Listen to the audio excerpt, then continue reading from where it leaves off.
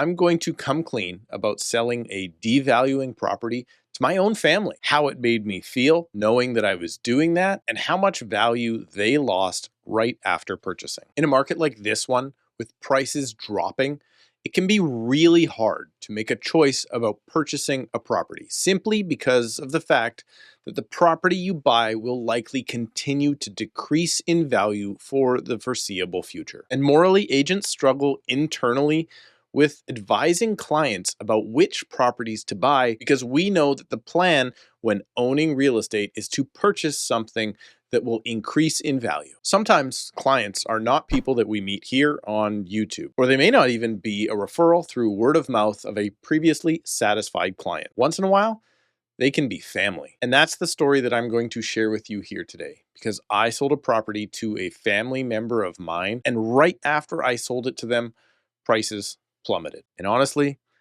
that makes me feel really crappy. After all, there are thousands of other agents out there that they could have picked from to help them with their purchase. But they were loyal to me as family and trusted me to help them make the right move. The realities of today's market is that most areas are declining in value amongst record high inventory levels. But the changes in your life may not wait for the market to pick up again. So if that sounds like you and you need help in Surrey or anywhere in Greater Vancouver, well, you can book a call with me right now using the link in the description at a time that works best for you. Then just subscribe to the channel to stay up to date on the real estate market and click the like button to encourage honest and transparent talk about current market conditions. Okay, let's start with this story. I had a family member who reached out to me because they had some major life changes going on, and as such, it was time for them to purchase a property. But the market goes through wild swings. Some of those swings can be in price growth, and often we see markets stagnate for years, or even trend downwards for long periods of time.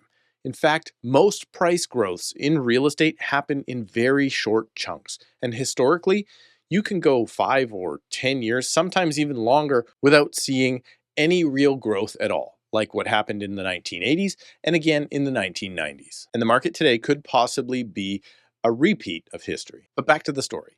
So after showing my family member many condos, they ended up picking one that they liked a whole lot.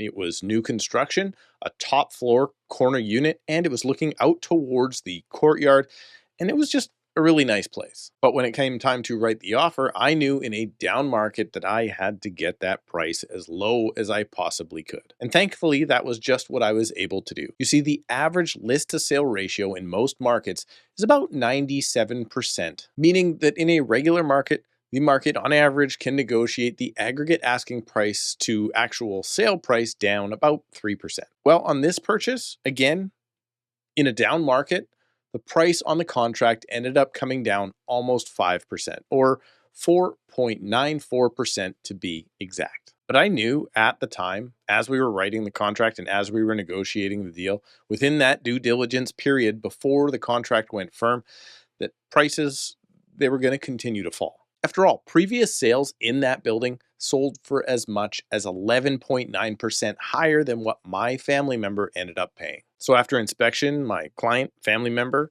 and I were sitting in the car discussing the details of the purchase. And I just had to come clean. I had to have a heart to heart and let them know that there was absolutely no denying it.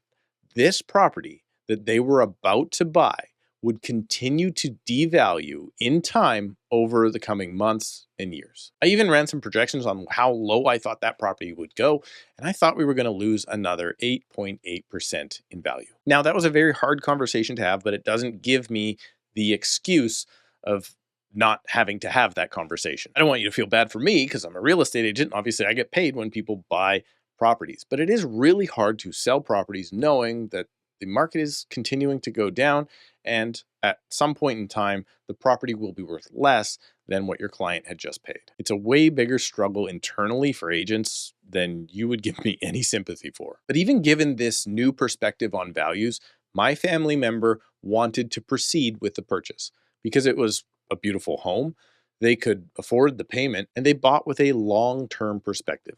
And thankfully they did, because, well, a lot has happened since then. Multiple properties since they purchased have sat on the market for very, very, very long periods of time without selling. Many of them at much lower asking prices than, again, what my family member paid. The market was actually so bad, in fact, that another property did not sell in this building for more than 3 years. But it's at this point that I would like to share with you a quote that I absolutely love from the amazing Dave Ramsey.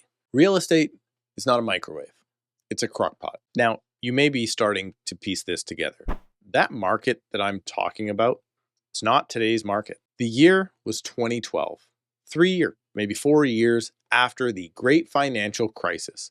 And it's a very similar market to what we're experiencing now, 3+ years after the market crash of 2022. In the building I'm talking about, not a single comparable unit sold from the time my family member purchased until the end of 2015. More than 3 years later, the market was absolutely dead. But then over time, sales started happening again.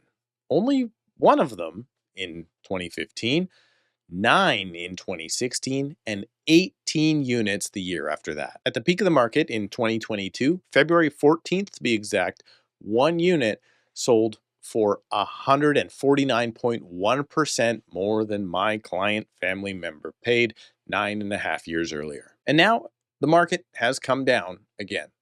But the most recent sale in that building after the rise of 2015 through 2018, then the dip of 2019, the crazy pandemic of 2020 through 2022, the inflationary crash of 2023, and the slow and steady decline through 24 till now. The most recent sale in that exact same building is still up 110.5% from where my client bought. Now, why do I tell you this story? Why do I share it here with you? Well, the reality of today's market is that it looks a ton like the oversupplied market of 2011 through 2014. Prices are probably headed lower, and if you wait, you may be able to pay less in the future. But if you wait too long, you may not be a part of the next 2015 style market where prices skyrocketed seemingly for no reason, never to return to lower prices again. The reality of a market like this one is that you should buy a property with no less than a 5-year time horizon. You should always try and buy top quality real estate in great locations or that has other desirable features, and never try to time the market. You need somewhere to live. Rent is 100% interest. And if you do the calculations correctly, work with a professional, and buy when the time is right for you, well, that's where another one of my favorite sayings comes in. This time from the great Warren Buffett. Time in the market beats timing the market. There are opportunities out there right now, even in this market. To find out your first steps to taking advantage of them, watch this quick guide to buying real estate so you can start your journey off on the right foot.